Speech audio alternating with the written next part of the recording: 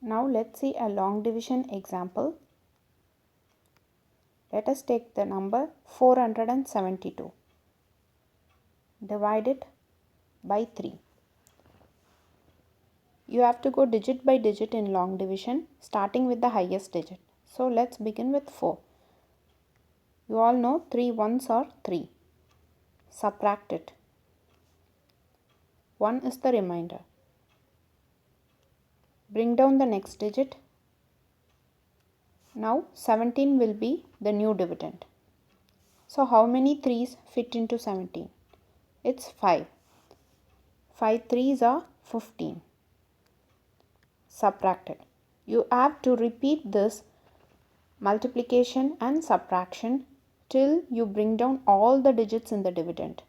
That is long division. So the remainder is 2.